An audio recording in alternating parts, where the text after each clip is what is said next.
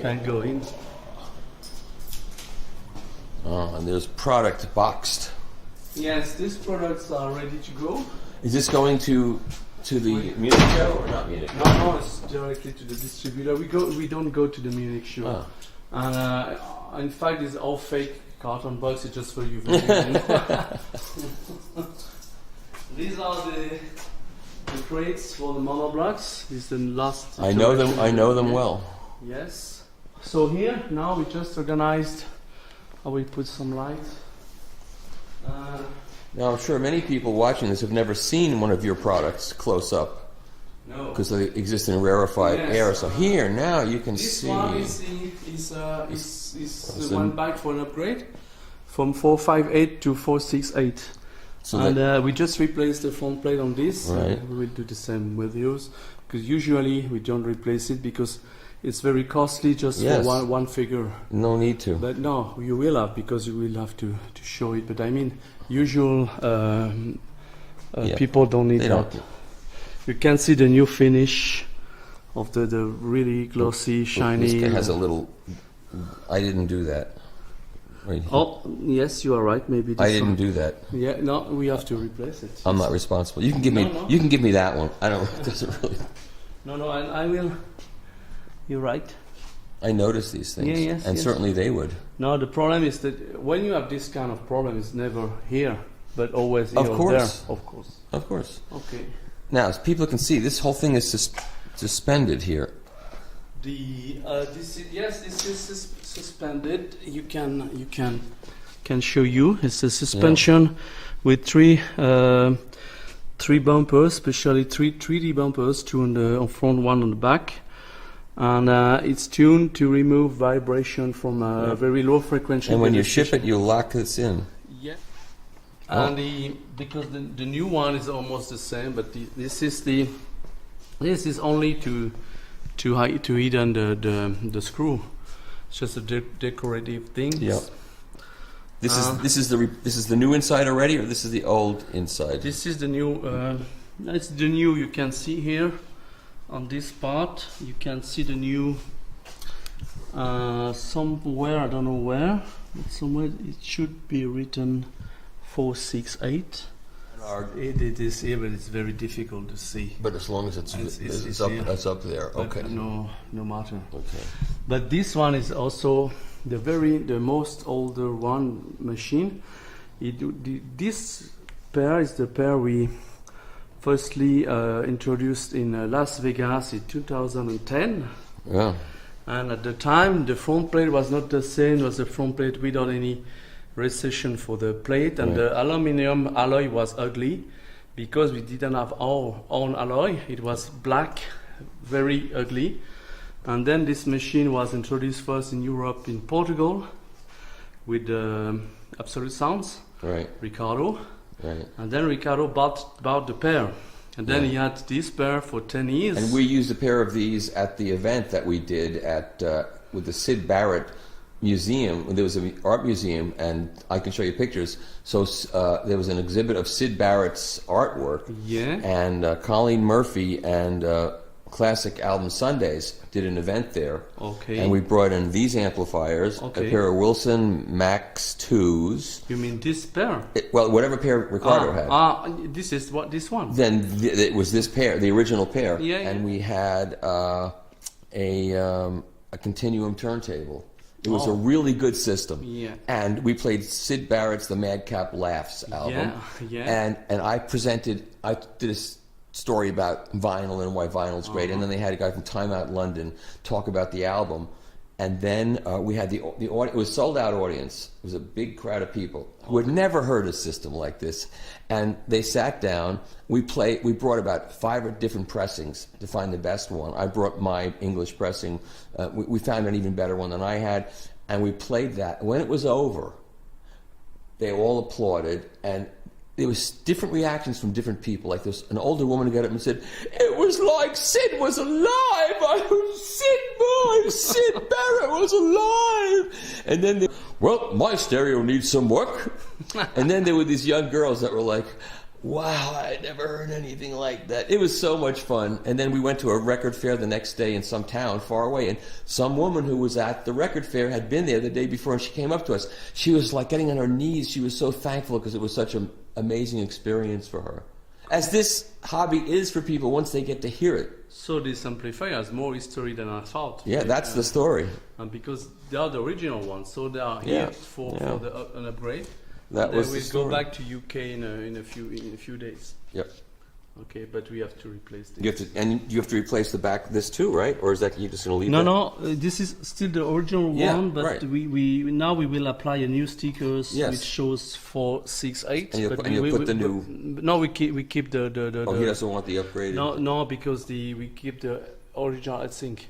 Okay. Because it would be too much expensive. Yeah. But it's the same because in fact it's only Chinese market who ask for a bigger, but with the big capacitor bank, you don't need much current because the peaks are absorbed by the capacitors. Yeah. You can see this one are not the new capacitor we use with the Dartzeel logo. It's the original Panasonic one at the time. So basically, you're just trading out the circuit boards, the circuits upgraded. Yes, maybe this is here exactly this. It's easy. This is a perfect example. This is what we call the amplifier module. It's just amazing because this is the amplifier. I mean, in there. Okay, now this one. This is the new one with the new electronic monitoring circuit. So this is with the new. No, this is not. All these are modified. Yeah, but from 5.8 to 6.8. So we still have to apply the new plate here. Right. New sticker, but this is still the 15 amp IEC. Yes, 15 amp. Okay. But it's plenty enough because even under 100 volt, 15 amps is 1,500 watts. Yeah, it's plenty enough continuously. Yeah. But the machine with the big capacitor bank, you don't need. But this is the new capacitors. New, I mean, we already used them for almost the beginning because the history is like, in fact, we bought the first Panasonic in US, and Panasonic plant went into bankruptcy. Oh, and then it was just a brand new capacitor, and they only make one series. Then Cornell Dubilier, it's a big American. They bought back the factory. And then we asked them if they could make the same capacitors as we had previously, but with some change, and they put our logo on it, and that's all. And they used the same Panasonic facility to make the capacitor with a little bit different winding to have a little bit lower impedance, and that's all. But they only made them for us. And do you buy a big stock of that just to make sure they don't go out of business again? We have to buy them 1,000 by 1,000 because you have 10 on one board, huh? So a pair is taking 20. Yeah. So it's only 50 pairs. Yeah, not that and much. we sell a 50 pair every week. Yeah. Now, what is this business here with these twisted wires? And what is that? Oh, it's actually the signal wires we use. It's used pure silver wire for coming to the board to the input connectors. Oh, I see. And this wire is made by a dentistry factory in US for making the teeth apparatus. Braces for braces. Yes, for braces, and it's pure silver. And I asked them once if they could put Teflon insulation. Yeah. And they made it for me. So didn't sound as good. It's better than some known brand. Huh. We compared it with. And is there Teflon insulation on there that I just don't see it? Yes, you just don't see it's it. very thin. Yeah. And it's single core, and we also wire the preamplifier with this. Yours was modified in this way. Very interesting. So that's the guts, essentially, of the whole thing, except for the giant transformer. Yes. And the control system, the control... It's not... yes. Just one thing, also this plate here, is only a plate to hold the capacitor in place. Right. And you have an O-ring in each hole. Yep. And we choose a red O-ring. Of course you do. And this O-ring is maintaining the cap without vibration, everything all in place. And this plate is made at right where we just visited. Yes, of course. With the Well, I also have to the serial number. Yep. And the maybe it's easier because this one doesn't have the heatsink. Is this Ricardo's other channel? Or no? I guess so. Because yes, maybe we have two powers to upgrade. So I guess this is the other one. Yeah. And so you can hello Ricardo, this is your machine. You know, we are working on it. So this is also, you can see the suspension here. Yep. One suspension. Then the other boards are here. This is the main MCU, CPU board which control all the machine. Yep. With the display, we use a plasma display from Japan here. And then there is a third board, hidden one with the button. You can just see here. And everything is machined with the same angle as the front plate, because the front plate is a little bit angled. Yeah. Yep. And you can see here it's also angled. Yep. Little details. To be parallel. Yep. Little details. We were not obliged to do, but it's much better for the finish. Yep. And then there is also a last board on the. Maybe we can see it. Yes, it's missing. These are like rubber. It's not rubber. I will show you. Yes, there's this ultimate board, which is the USB key to update the machine. Also the trigger inputs, which allow to wake up the machine with the preamp. This is not rubber. This is actually. Oh, these That's are the old one. That's the old not one. the new one. Oh, it's the new one. Oh. It's the new one we will put in place of the other one. This is actually can smell. It's like polyvinyl or polycarbonate. It's supple, but it's anyway thick, and it's scratch proof. It's like supple. Yeah, it's the same. And scratch proof. So it's very nice because when you play on the rear of the machine, you cannot scratch it. Right. And it's also better because it's almost impossible to print inside the recession part of the heatsink. Yes. So it's nice finished, and it's made by 3M. 3M. It's not exactly made by 3M. It's we use a 3M sticker, but it's made by a local supplier. 2M. It's made by 2M. Maybe. And you put a 3M sticker on. 2M, but 3D. Yeah. This is this is our laser engraver. We have this machine to engrave of faceplate. And so, what do you think the process of from deciding to do it, deciding to make a new preamp, to designing it, to prototyping it, to releasing it? Is it a couple of years? No. Depends on the product, but sometimes it's more than this. Yeah. It could be 3 or 4 years, because you always think that it is done here. Yeah. But when we go to the real world, when you go back to the real world, it's not so easy. Yeah. So you imagine something that you can't do, or you can do that way, and this is tricky. What does it really matter? You're gonna come now, you're gonna come with me.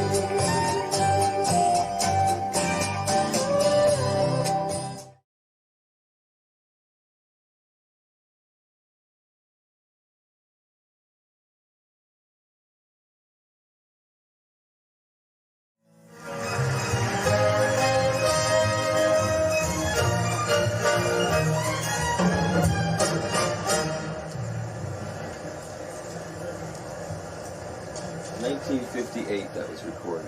Is that crazy? Oh yeah.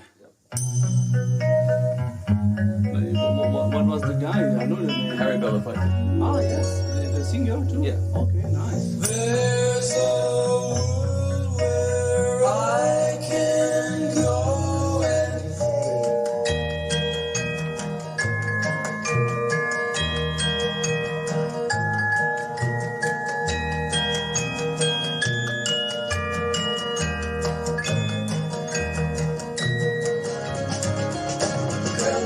what she wants to do. She knows what she wants to do, and I know I'm taking it. Near the bone. This is a song of reproduction.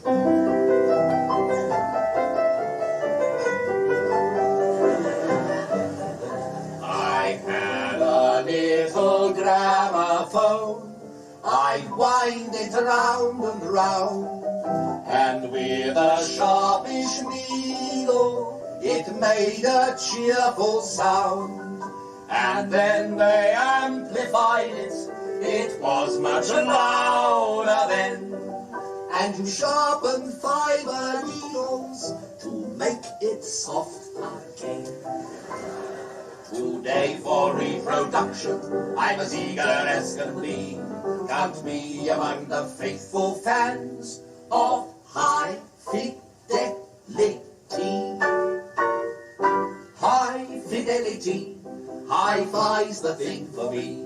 With an LP disc, an FM set, and a corner reflex cabinet. High frequency range, complete with auto change. All the highest notes, neither sharp nor flat. The ear can't hear as high as that. Still I ought to please any passing bat with my high fidelity. Who made this circuit up for you anyway? Bought it in a shop. Ooh, what a horrible shoddy job they fobbed you off with. Surprised they let you have it in this room anyway. The acoustics are all wrong. You raise the ceiling 4 feet, put the fireplace from that wall to that wall. You still only get the stereophonic effect if you sit in the bottom of that cupboard. I see you've got your negative feedback coupled in with your push-pull input-output. Take that across through your radio pick-up to your tweeter. If you're modding more than 8, you're going to get wow on your top. Try to bring that down through your preamp rumble filter to your woofer. What'll you get? Flutter on your bottom. High fidelity, FFRR for me. I've an opera here that you shan't escape. On miles and miles of recording tape. High decibel gain is easy to obtain. With the tone control at a single touch. Bel canto sounds like double Dutch. Then I never did care for music much. It's a high fidelity. Yeah, I'm taking a Greyhound down the Hudson River.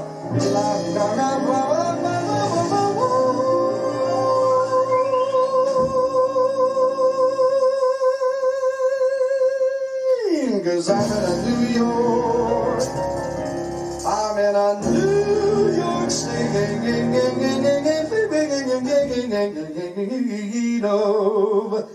My, I'm in a new, I tell you I'm in a New York state of mind.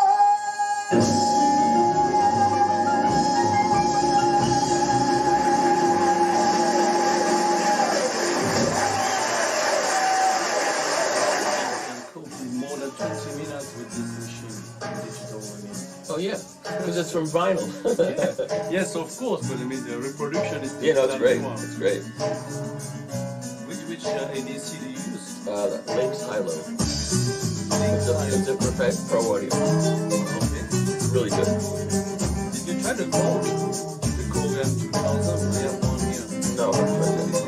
Scarlet ribbons for her hair. If I live